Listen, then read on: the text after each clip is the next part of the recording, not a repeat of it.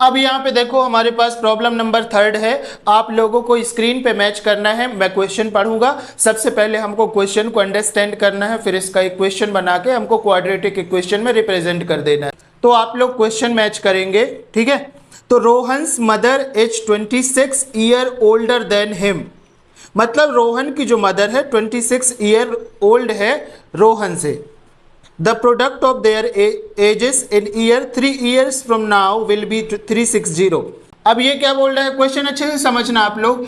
ये तो समझ लो भैया, ये है रोहन की मदर, ठीक है, ये है रोहन की मदर और ये है हमारे पास रोहन, ठीक है। इस तरीके से आपको बना लेना है।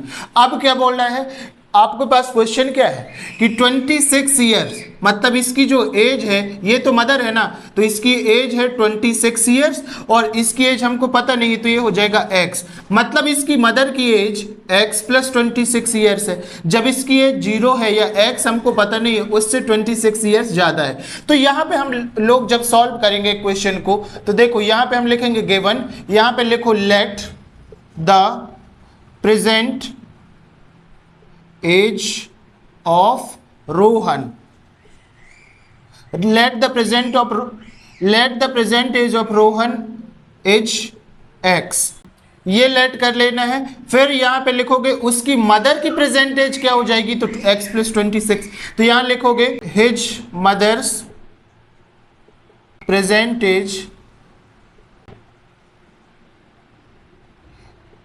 एज इज x प्लस 26 हो जाएगी, ठीक है। ये जो आपने यहां पे लिखा था ये यहां पे लिख लिया। अब क्या बोल रहा है, अब आगे देखो क्वेश्चन में, समझो यहां पे क्या है, 3 years from now, 3 years from now. अब यहां पे लिखोगे according to question, according to question यहां पे लिखो 3 इयर्स फ्रॉम नाउ, आज से 3 साल बाद। तो इसकी मदर की प्रेजेंट एज क्या हो जाएगी, मदर्स एज, ठीक है। यहाँ पे क्या लिखोगे, मदर्स एज, तो क्या हो जाएगी भाई मदर की एज 3 इयर्स फ्रॉम नाउ। तो ये देखो प्रेजेंट एज इसकी क्या है, x प्लस 26 और 3 इयर्स फ्रॉम नाउ मतलब 3 हो जाएगा ये। तो आप इसकी एज क्या हो जाएगी, x प्लस 26 में प्लस 3 करेंगे तो 29 हो जाएगी, मतलब उसकी 3 इयर्स के बाद उसकी एज क्या हो जाएगी, x प्लस 29, ठीक है। अब रोहन की 3 साल के बाद एज क्या हो जाएगी, तो यहां पे लिखो रोहन्स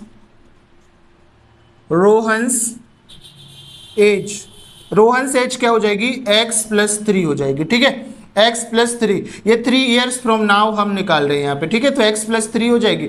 अब आपका क्वेश्चन क्या बोल रहा है कि प्रोडक्ट ऑफ देयर एजेस, ठीक है, तो यहाँ पे लिखोगे प्रोडक्ट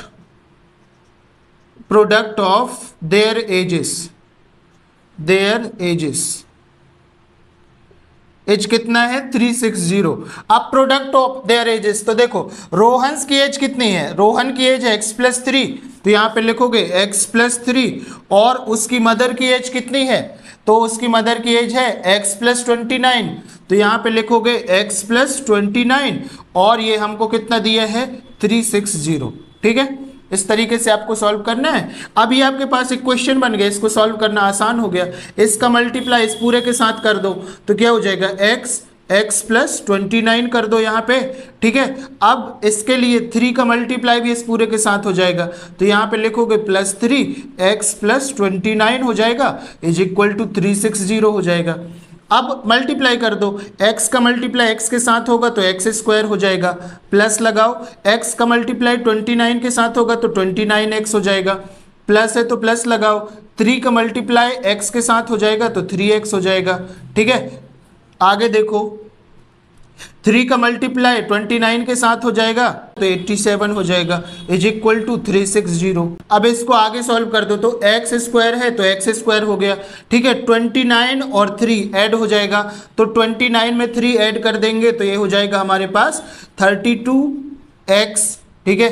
प्लस है तो प्लस लगाओ, 87 प्लस में है, LHS में प्लस है तो यहाँ पे प्लस 87 लिखो, ठीक है। 360 हमारे पास RHS में, ये आएगा LHS में तो माइनस हो जाएगा तो ये हो जाएगा 360 इज इक्वल टू 0, ठीक है। अब इसको आगे सॉल्व करेंगे तो क्या हो जाएगा, x स्क्वायर प्लस 32x ठीक है। अब यहाँ से तो ये सब्सट्रैक्ट हो जाएगा, तो 360 से 87 सब्सट्रैक्ट हो जाएगा, तो ये हमारे पास बचेगा माइनस में 273, ठीक है, इज इक्वल टू 0।